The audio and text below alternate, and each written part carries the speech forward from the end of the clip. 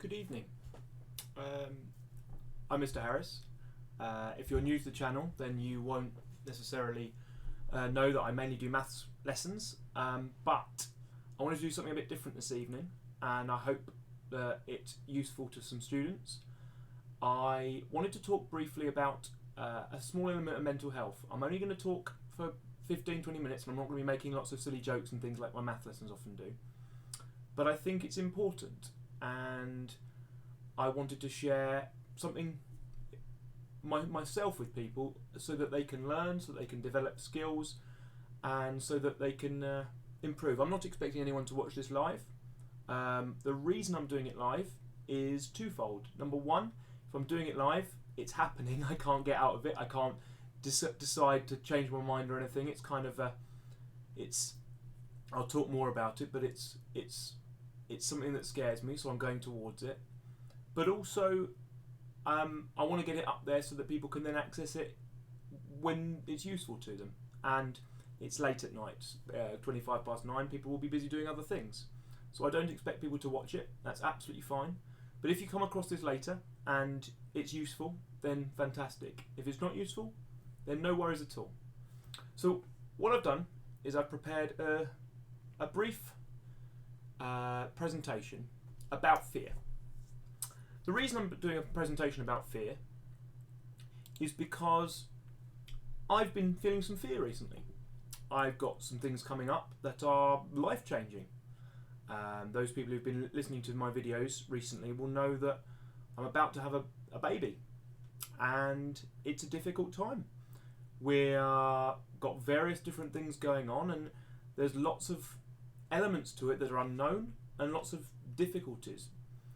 And so in order to develop people's skills, I think it's important not just to cover maths, but also to talk about the mental side of things. We do a lot of things about subject matter, and we talk a lot about knowledge.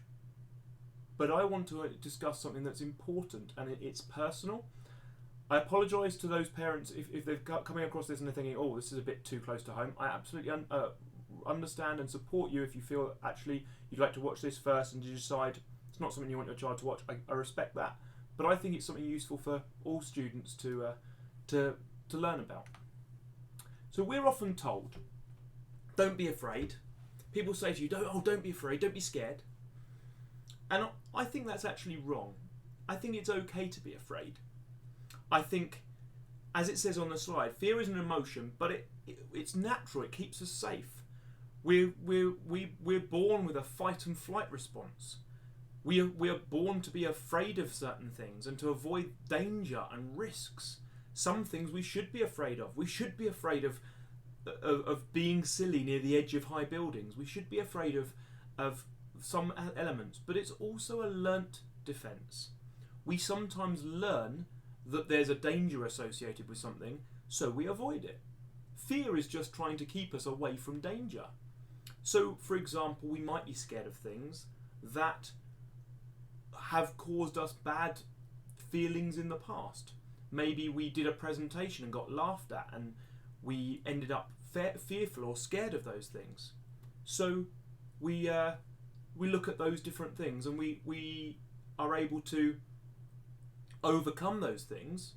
But it is okay to be afraid of things. It's okay to be scared. It's useful to know that lots of people who do amazing things were scared. It's not a case that some people aren't scared. It's not a case that some people don't feel fear. And I'm going to briefly mention a woman called Susan Jeffers, who does a book which says things way better than I ever could. But it's important to realise that fear is natural, it's okay, and it's welcome, and it can be very useful. So why am I talking to you about fear? Well, what's Mr. Harris afraid of? Well, personally, I'm afraid of all manner of different things. I'm afraid of doing this video, I'll be honest with you. When I first started teaching, I was scared to be in the classroom. When I first walked into the classroom, I was scared. I'm going to put myself on screen for this. I was terrified. My very first lesson, I didn't know what people would think. I didn't know how people would react to me. I did not know what was going on. So I was terrified, nervous. I was shaking. I was fearful. I was all sorts of different physical effects to my fear, all sorts of mental effects. I was thinking about lots of things. My pulse rate went up, the adrenaline rush. And the only reason I don't have those fears now when I teach it 16 years later is because I've done it so many times. And you can gradually teach yourself to overcome fears. But I did feel those fears, and I do feel those fears. But the reason I thought to do it today, if I just flip back. So I'm scared of my baby being born healthy. I'm scared of my wife being healthy. And I'm scared of me being a good dad. These are all three things that are happening very, very imminently, and they're affecting me, and they're things I'm afraid of. And so that's why I wanted to talk to you about fear, because I wanted to share with you an important mental health thing and appreciate that it's okay to feel these feelings. It's okay to feel scared about my baby being healthy. It's okay to feel scared that my wife's going to be healthy. It's okay to be scared about being a good dad. Those feelings are important. It's natural, and no one should be hiding those sorts of feelings from anyone. There might be a list of things that you're scared of. There might be some things that you're worried about or are nervous about, and that's absolutely fine as well. So the first thing I wanted to talk to you about was locus of control. Locus of control is comparing things that are inside your control and things that are outside your control. Good afternoon, Leo. Evening, Leo, Charity, and Lissy. I did not realise you were with me. I was expecting to do this alone. Locus of control is about things that are inside and outside. So here we have Mr. Harris. This is my brain, the things that I have control over. So we have an interior locus of control and an exterior locus of control. So these things are outside my control. I don't have control over the weather. It just happens to me. On a daily basis, I wake up and I do not control the weather. And the lockdown and these COVID-19, I don't have any control over it. I can control the things I do about it. I can control things like washing my hands. I can control staying indoors and all those things. But I can't control the fact that the lockdown happens and the fact that the COVID-19 has happened. They're out of my control. And other people. This is the biggest thing I notice with students I teach. We don't have control of other people. We only have control of ourselves. And this is a very challenging thing to get our heads around as we go through our life. Who we can control. So what do I have control of? Well, in this context, I can control what I eat.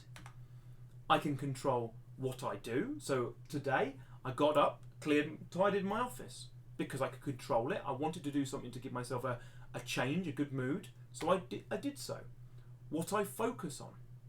Now, this is interesting. I can control what I focus on. And that brings me to it's not a solution. There are no solutions to feelings, but coping strategies. And that's why I wanted to briefly talk about them.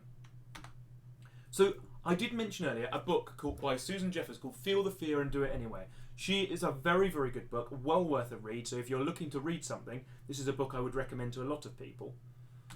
But what can we do? If it's okay to feel scared and fear, it's okay to feel anxious, and these things are absolutely normal human emotions. Well, what can I do? Well, these are just a couple of things that I've been doing that you can do as a student, as a pupil, as an adult. If any adults are watching this, you can use something called inverse paranoia. Now, inverse paranoia is the idea that we are capable of being paranoid. We can say, "Oh, what if it goes wrong? Oh, what if there's a problem? What if this happens?" Inverse paranoia is where we use that idea, but we twist it round on its head, and we say, "What if it goes right?" We think about what's the best thing that could happen, and we try and focus our mind on what the best thing that could happen. What if everything's fine? What if in 2 weeks' time I have a beautiful baby, a healthy wife, and I'm at home and everything turns out brilliantly? That's a good feeling. It's something nice to focus on. Inverse paranoia is very powerful because we spend a lot of time using paranoia, but actually we can use inverse paranoia. Well, it works because our brain can only focus on one thing at a time. If you're spending time thinking about positive things that can happen, you're not spending time on negative things that can happen. So the inverse paranoia takes control because the thing that you're choosing to control, the thing that's inside your mind, is what could go right. This idea of what could go right is very powerful. I can use it any time I'm feeling fear, any time I'm feeling scared. I can look at the situation and go, what if it goes right? How will I feel if everything's fine? I'll feel happy, I'll feel over the moon, I'll feel delighted. These different things could go right. And if I focus on what can go right as well as what can go wrong, it offers balance and it offers the chance to think about things. Talking and sharing. There are always people you can turn to. It may feel like we're very alone sometimes, especially when we're stuck at home, but there are always people you can turn to. And when I say that, I'm not just making it up. I'm not just trying to say, there's people you can turn to. We might have friends we can communicate with, but maybe we don't trust them to share our innermost thoughts. Maybe our family are people we can talk to, but maybe our family, we're not sure how they'll treat it or whether they'll just try and tell us what to think. Some families are brilliantly supportive. I'm very lucky. I have a very supportive family. But there's also online services, and that is very useful both for adults and teenagers. And you will see in the link below the description that I have linked a couple of charities websites where you can find more information. It is people want to talk about. But the other thing I wanted to share with you as a method for dealing is journaling, talking to yourself. Sometimes the best thing for fear is to acknowledge it, talk about it, and that can be done just by writing in a journal. A journal is just for you. It's not for anyone else. It's not for other people to read. It's not for validation. It's not to try and prove yourself to people. It is purely just journaling, writing down your feelings, writing down how you feel to yourself. Some people like to talk to their diary and give it a name. Some people like to talk to it as if it's diary. Some people just like to write down how they're feeling, right? Like a letter to themselves. Journaling is incredibly powerful and very, very useful because it allows you to get out exactly how you feel about things. I did mention this website is fantastic for teenagers who've got any mental health things that they'd like to look at or discuss, and maybe they're scared to talk about it with people they know. This is absolutely fine. You're allowed to feel scared. It's fine to feel anxious. It makes you human. But here's a link to a website that might be supportive for you. So I often like to, in my lessons, leave with a challenge. So my challenge from this lesson, I might not do another lesson on this. I might do something next Wednesday or next week. But I just wanted to discuss this mental health thing because I've been feeling it and I thought this is a learning point. This is a teaching point where something I can help my students with. So my challenge is to take care of something small. Whether that's tidy your room, tidy an office. I've tidied my office today. Maybe it's something that's just a case of sorting some paperwork. Maybe just put some clothes away, fold some clothes. I'm not talking about doing chores because you're being bad or naughty. It's sometimes clarity and clearing things can just occupy your mind and give you that little boost. It can also give you positive hormones in your brain when you complete a task. Maybe it's just a small case of completing something you've been meaning to do. Maybe you could take care of something small by just writing about it. Journal to yourself. But I hope it goes well and feel free to let me know. And this is what the final slide is. If you want to get in touch about anything here, feel free to use the Facebook page and contact me personally. Feel free to use my email address or get in touch with the comments. You might decide you want to do it privately and that's absolutely fine. Please be aware, I'm just putting this lesson out here to help people with a mental health thing rather than maths. I know it's a School of Maths channel, so it's a bit odd that I've done this, but it's something important to me. It's something I'm passionate about. And if any one person in the world finds this video useful and they found it something that they learned something from and it gave them a tool to move forwards, then I will be delighted. Because I'll be honest with you, one of the things that's helped me with my fears is talking, which I'm doing here, confronting, which is what I'm doing by doing a video, and the positive messages and positive feedback I've had from all the students I've been working with in the last 4 or 5 weeks, which has been really amazing to do. So thank you very much for those people who've watched this video. If you've got to the end, well done. You've listened to a random bloke talking about feelings, which is not something I'm sure is normal, but I hope it's been useful. I hope that you go on and are able to Identify your feelings, and like Susan Jeffers says, feel those feelings and do it anyway. Thank you very much for listening. I've been Mr. Harris. You haven't. Take care.